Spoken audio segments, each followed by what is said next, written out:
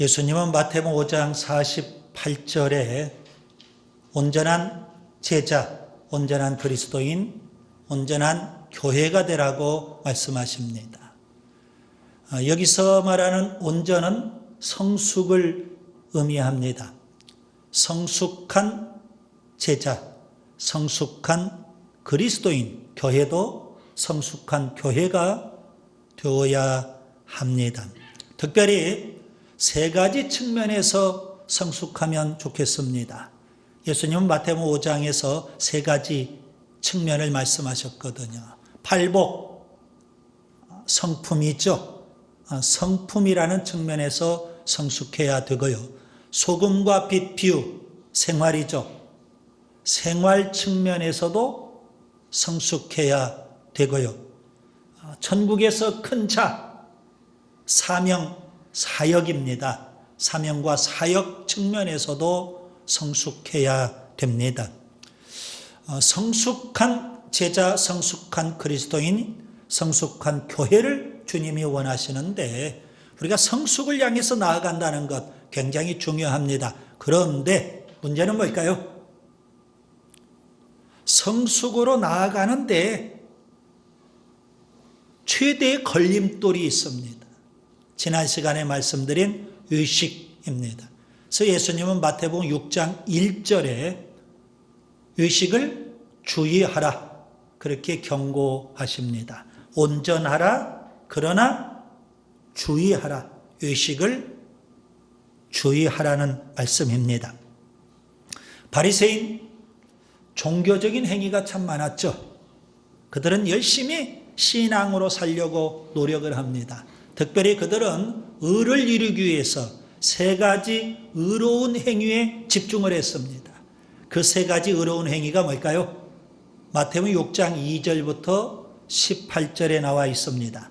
2절부터 4절에 보면 구제, 5절부터 15절에 보면 기도, 16절부터 18절에 보면 금식, 구제와 기도와 금식. 그들은 의를 이루기 위해서 그 세 가지 행위에 집중을 했던 겁니다. 열심히 했습니다. 그런데 문제는 성숙으로 나아가지를 못하고 의식에 빠지고 말았다는 겁니다. 그들은 사람에게 보이기 위하여, 사람에게서 영광을 얻기 위하여, 사람에게서 칭찬을 받기 위하여, 한마디로 표현하면 의식함으로 열심히 구제도 하고 열심히 기도도 하며 열심히 금식도 했던 겁니다. 여러분, 신앙생활은 지난 시간 표현해 드린 대로 배우들처럼 연기하는 것이 아닙니다. 쇼하는 것이 아닙니다. 신앙생활은 사람 앞에서 하는 것이 아닙니다. 그럼 신앙생활은 하나님 앞에서 해야 되는 줄 믿습니다. 하나님은 어떤 분이실까요?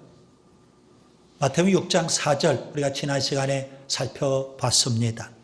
하나님은 은밀한 중에 보시는 하나님. 오늘 본문 마태복음 6장 6절 뿐만 아니라 6장 18절을 보세요. 하나님은 어떤 분이셔요? 은밀한 중에 계시는 하나님, 은밀한 중에 보시는 하나님이십니다. 여러분, 우리에게 이 믿음이 있어야 합니다. 하나님은 어디에나 계시고 그 하나님은 은밀하게 감찰하시는 하나님. 그 믿음이 있다면 우리가 구제를 하든 기도를 하든 금식을 하든 혹은 그 밖에 어떠한 종교 행위를 하든 바리새인처럼 절대 의식에 빠지지 않게 됩니다. 성숙한 신앙으로 나아갈 수 있는 겁니다. 저는 지난 시간 진정한 구제에 대해서 말씀을 드렸습니다. 여러분, 진정한 구제는 어떻게 하는 것일까요?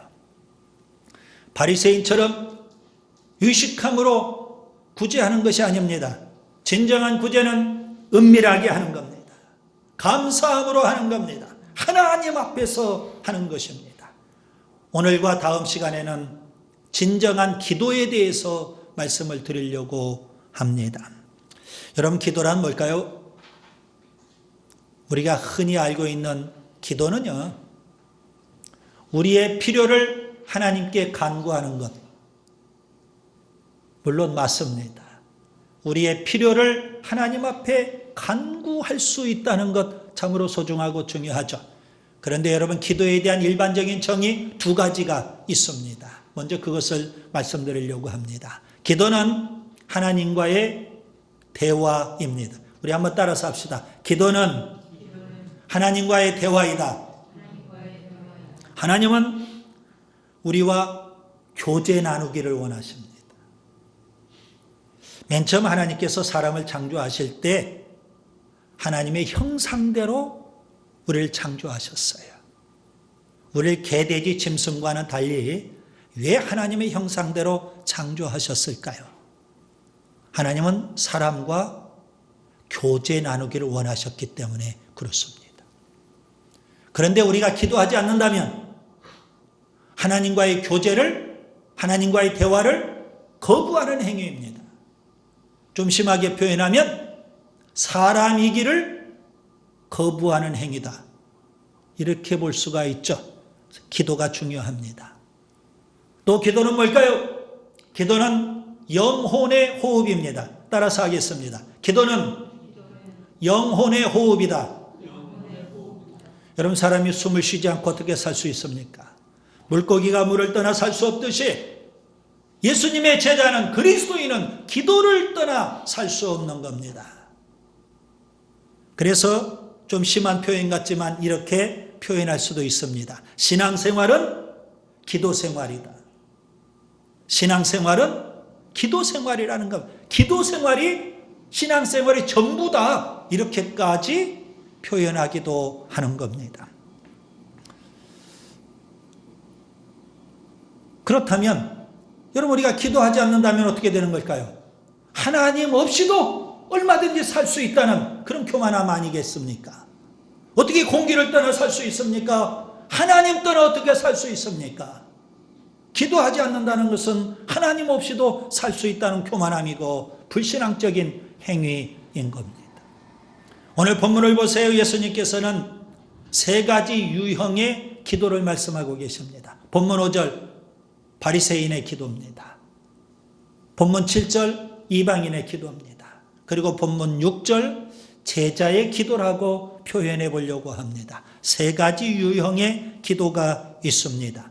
그런데 여러분, 본문 8절을 보세요. 그들을 본받지 말라. 누구를 본받지 말라는 걸까요? 바리새인을 본받지 말고 이방인을 본받지 말라는 겁니다. 왜 그렇습니까? 그들의 기도는 진정한 기도가 아니기 때문에 그렇습니다. 여러분, 진정한 기도는 어떤 기도일까요?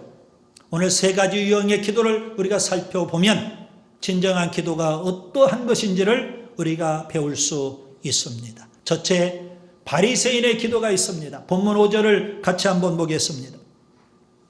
또 너희는 기도할 때에 의식하는 자와 같이 하지 말라. 그들은 사람에게 보이려고 회당과 큰 거리 어귀에 서서 기도하기를 좋아하느니라.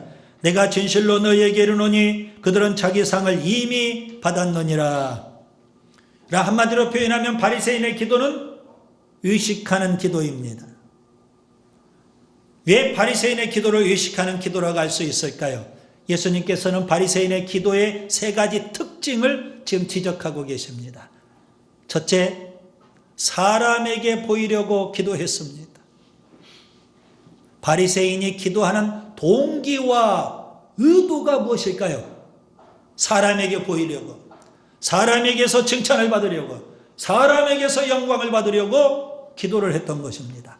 동기와 의도가 불순한 겁니다. 여러분, 그들의 기도는 일종의 기도 쇼를 하고 있는 겁니다. 사람에게 보이기 위해서 기도 프로그램을 지금 진행하고 있는 것입니다. 그들의 기도는 전시용 기도였습니다. 그 다음에 둘째, 회당과 큰 거리 어귀에서 기도했습니다. 바리새인은 어디에서 기도했을까요? 회당에서, 큰 거리 어귀에서 기도했던 겁니다. 장소의 문제죠. 여러분, 회당은 기도하기에 아주 좋은 경건한 장소 아니겠습니까? 그런데 문제는 회당이라는 것은 사람들이 많이 모이는 장소, 큰거리 여기는 사람들이 많이 왕래하는 장소, 바리새인은 사람들이 많이 있는 곳에 가서 의도적으로 기도했던 것입니다. 그 다음에 세 번째, 서서 기도했습니다. 기도의 자세죠. 바리새인은 어떤 자세로 기도했을까요? 예수님께서는 서서 기도했다고만 표현하셨지만 여러분 그 당시 기록을 보면 바리새인들의 기도하는 자세는 이렇습니다. 그들은 물론 서서 기도합니다. 그런데 또 어깨를 들썩거리면서 떨리는 목소리로 그렇게 기도했다는 것입니다. 왜 그랬을까요? 사람이 영감을 받으면 몸이 흔들린다는 거예요. 그리고 목소리가 떨리게 된다는 거예요. 그래서 사람들 앞에 일부러 어깨를 들썩거리면서 떨리는 목소리로 그렇게 보라는 듯이 기도를 했던 겁니다. 여러분, 바리새인의 이 기도가 하늘에 상달될 수 있을까요? 하나님께서 그들의 기도를 들어주셨을까요? 예수님은 아니라고 단호하게 말씀하십니다. 오늘 본문 표현을 보세요.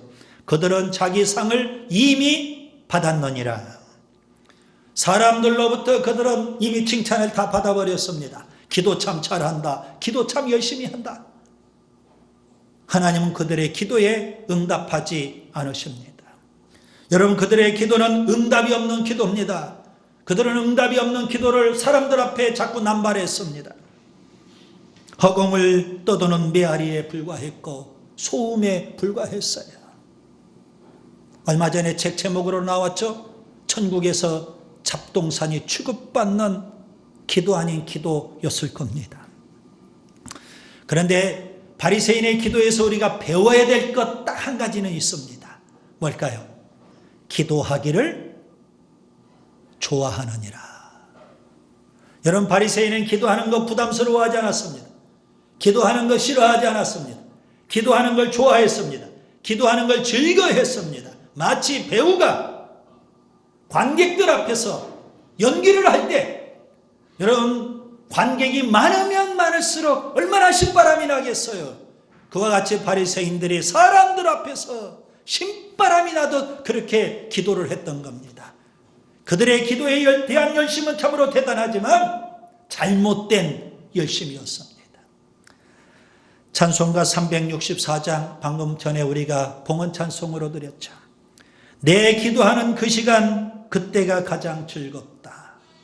우리의 노래이고 우리의 고백이 될 수 있기를 바랍니다. 여러분은 기도하는 시간이 즐거우신지요?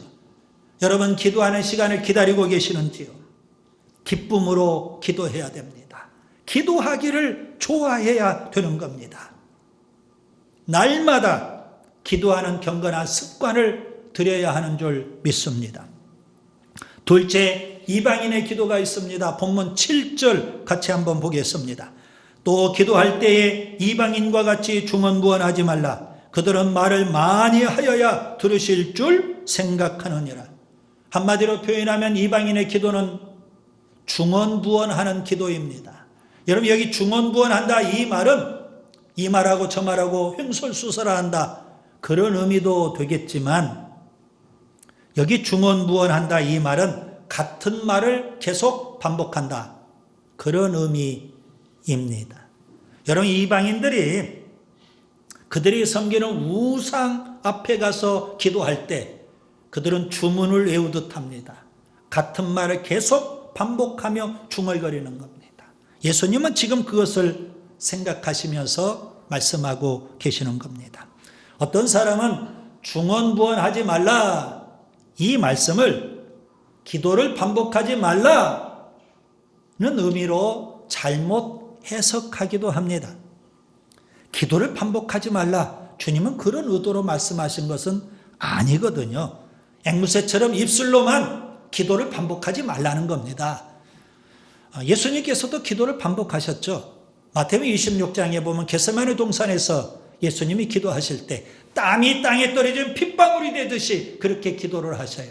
그것도 3번 반복해서 기도하셨던 겁니다.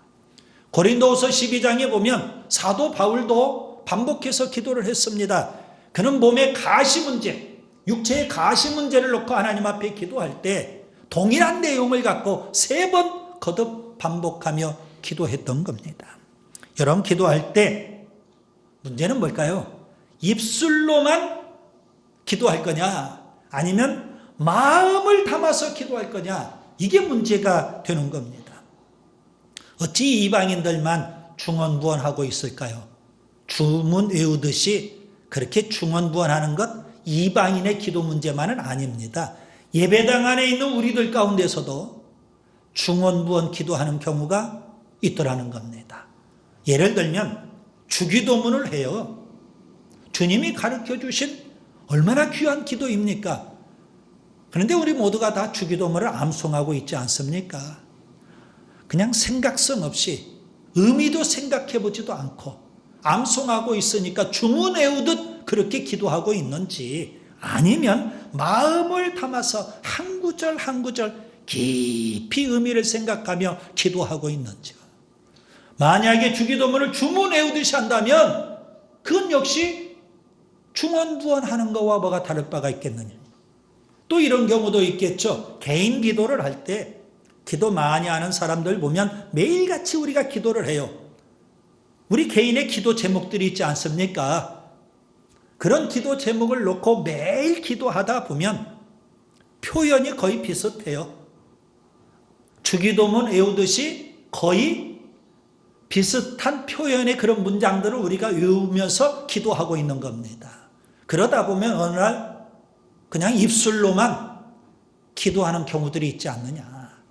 그런 경우가 바로 중언부언하는 기도입니다. 여러분, 이방인들은 왜 중언부언할까요? 말을 많이 해야만 응답받는다고 생각하기 때문이라는 겁니다. 여러분, 말을 많이 한다? 기도를 오래 한다? 그래야만 하나님이 우리의 기도를 응답해 주시는 것일까요? 전도서 5장 2절을 보세요. 너는 하나님 앞에서 함부로 입을 열지 말며 급한 마음으로 말을 내지 말라. 하나님은 하늘에 계시고 너는 땅에 있음이니라. 그런즉 마땅히 말을 적게 할 것이니라. 여러분, 말을 많이 해야만 하나님이 응답해 주신다는 것은 기도를 공로로 여기는 겁니다. 내가 이만큼 기도했기 때문에 그 공로를 보고 하나님이 내 기도를 응답해 주셔야 된다는 생각이 잘못된 생각입니다. 그런 사람은, 기도를 공로로 여기는 사람은요, 기도 열심히 해요. 기도를 많이 해요. 기도를 오래 해요. 그런데 혹시 기도 응답이 없으면 시험에 들어버립니다. 기도해봐야 소용없다는 거죠. 그래서 시험에 들고 기도를 중단하는 경우들이 간혹 있어요. 여러분, 본문 8절 예수님 뭐라고 말씀하실까요? 그러므로 그들을 본받지 말라. 구하기 전에 너희에게 있어야 할 것을 하나님 너희 아버지께서 아시느니라. 우리의 필요를 다 아시는 하나님, 우리의 모든 사정을 다 아시는 하나님, 그 하나님 앞에 무슨 말이 필요하겠어요? 무슨 기도가 필요하겠어요? 그런데 왜 하나님은 기도하라고 하실까요? 우리의 필요를 다 아신다고 하는데 왜 우리가 기도해야 될까요? 여러분, 기도는 단지 우리의 필요를 하나님 앞에 간구하는 것 그 이상이라는 겁니다. 기도를 통해서 하나님 우리와 교제 나누기를 원하십니다. 우리는 기도 제목을 갖고 하나님 앞에 나아가서 단지 기도 제목만 하나님 앞에 아뢰는 것이 아니라 우리의 마음을 쏟아부어서 하나님 앞에 드리는 겁니다. 하나님의 마음과 우리의 마음이 기도 시간에 서로 만나게 돼요. 하나님과 깊이 마음과 마음이 만나서 교제를 나누게 돼요. 하나님은 그것을 원하고 계셔요. 그런데 이방인처럼 중언부언, 마음도 없이 입술로만 암송하듯이 그렇게 기도해 버린다면 그 기도가 진정한 기도일 수 있겠느냐, 이겁니다. 셋째, 제자의 기도가 있습니다. 본문 6절 같이 한번 보겠습니다. 너는 기도할 때에 내 골방에 들어가 문을 닫고 은밀한 중에 계신 내 아버지께 기도하라. 은밀한 중에 보시는 내 아버지께서 갚으시리라. 한마디로 표현하면 제자의 기도는 골방 기도입니다. 본문 8절 방금 전에 말씀드린 대로 그들을 본받지 말라 했어요. 바리새인을 의식하는 기도, 이방인의 중언부언하는 기도 본받지 말라는 겁니다. 왜요? 진정한 기도가 아니니까. 주님이 원하시는 기도, 진정한 기도는 제자의 기도, 골방 기도입니다. 골방 기도는 어떻게 하는 것일까요? 진정한 기도는 어떻게 하는 것일까요? 예수님께서는 골방 기도를 위해서 3가지 방안을 말씀해 주셨습니다. 첫째, 골방에 들어가라는 겁니다. 여러분에게는 골방이 있으신지요? 여러분, 바리새인들의 기도의 장소는 회당과 큰거리 어귀였습니다. 회당은 사람들이 많이 모이는 곳, 큰거리 어귀는 사람들이 많이 왕래하는 곳. 그러나 골방은요, 사람들이 없어요. 구경꾼이 없어요. 관객이 없어요. 그곳에는 누가 있을까요? 은밀한 중에 계시는 하나님만 계시는 곳입니다. 여러분, 골방이란 은밀한 중에 계신 하나님과 1대1로 은밀하게 만날 수 있는 장소, 그것이 바로 골방입니다. 선지자 예레미야의 골방은 어디였을까요? 그는 하나님의 말씀을 전하다가 유대인들로부터 미움을 받고 핍박을 받습니다. 한 번은 시위대 뜰에 갇히게 됐습니다. 하나님의 말씀을 전하지 못하는 상황이 벌어지고 말았어요. 그때 하나님이 나타나셔서 예레미야에게 이렇게 말씀하십니다. 예레미야 33장 3절, 너는 내게 부르짖으라, 내가 내게 응답하리라. 시위대 뜰이 예레미야 선지자의 기도의 골방이 되었던 겁니다. 선지자 요나의 기도의 골방은 어디였을까요? 그는 사명을 잊어버리고 하나님의 낯을 피해서 멀리 도망을 갑니다. 기도할 줄을 모릅니다. 그런 선지자 요나를 위해서 하나님께서 큰 물고기를 준비해 주셨어요. 큰 물고기 뱃속에 들어가서 그 지륵같이 어두운 곳, 온갖 오물투성이한 곳, 숨 쉴 수 없는 곳, 조만간에 큰 물고기 뱃속에서 분해되어 버릴 수밖에 없는 곳, 그런 곳에서 그는 사력을 다해 하나님 앞에 기도합니다. 그곳이 기도의 골방입니다. 둘째, 문을 닫고 기도해야 합니다. 문을 닫는다는 것은 무슨 의미일까요? 외부와의 접촉을 차단하고 하나님을 향해서 마음의 문을 연다는 의미입니다. 분주하고 바쁜 일상의 삶을 내려놓고 하나님에게 집중한다는 의미입니다. 그래야만 우리의 마음을 하나님 앞에 쏟아부을 수 있는 것 아니겠습니까? 휴대폰을 들고 기도의 골방에 들어가서 문을 닫는다면 그게 무슨 의미가 있겠어요? 분주하고 바쁜 그런 마음을 갖고 기도의 골방에 들어가서 문을 닫는다면 그게 무슨 기도가 될 수 있겠어요? 온갖 잡념에 사로잡힌 채 기도 시간만 낭비할 뿐입니다. 예수님을 보세요. 주변에 수많은 사람들이 늘 끌었어요. 항상 사람들 틈바구니에서 군중 사이에서 사셨어요. 그러한 예수님이시지만 개인적으로 은밀하게 매일같이 하나님과의 깊은 만남을 갖습니다. 마가복음 1장 35절, 새벽 아직도 밝기 전에 예수께서 일어나 나가 한적한 곳에서 가사 거기서 기도하시니라. 군중 사이에 계셨지만 그럼에도 불구하고 하나님과 은밀하게 개인적으로 깊은 만남을 갖고 계신 예수님. 여러분, 기도의 골방에 들어가서 문을 닫아야 돼요. 하나님을 향해서만 문을 열어야 돼요. 마음을 쏟아부을 수 있어야 돼요. 그 다음에 세 번째, 아버지께 기도해야 합니다. 예수님은 제자들에게 기도의 대상이신 하나님을 뭐라고 소개할까요? 은밀한 중에 계시는 내 아버지, 은밀한 중에 보시는 내 아버지, 이렇게 표현하셨습니다. 여러분, 기도는 누가 할 수 있을까요? 하나님의 자녀, 아버지 하나님께 기도하는 겁니다. 그렇다면 기도는요, 하나님의 자녀에게 주어진 특권입니다. 이 특권을 너무나도 많은 그리스도인들이, 하나님의 자녀들이 사용할 줄을 모르고 있어요. 하나님의 자녀이기 때문에, 하나님의 자녀의 권세가 있기 때문에, 기도할 수 있는 특권이 우리에게 있기 때문에 우리는 담대하게 하나님 앞에 나아갈 수 있습니다. 담대하게 하나님을 만날 수 있습니다. 담대하게 하나님과 교제를 나눌 수 있습니다. 담대하게 하나님의 은혜를 구할 수 있습니다. 담대하게 기도 응답에 대한 확신도 가질 수 있습니다.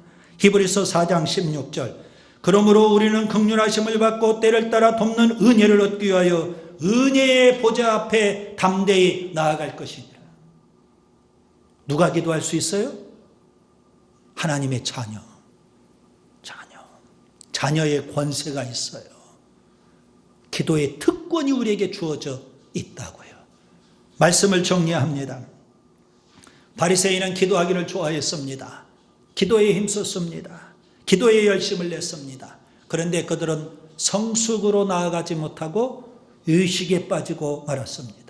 예수님은 세 가지 기도를 말씀하시죠. 바리새인의 의식하는 기도, 이방인의 중언부언하는 기도, 제자의 골방 기도. 진정한 기도는 어떤 기도일까요?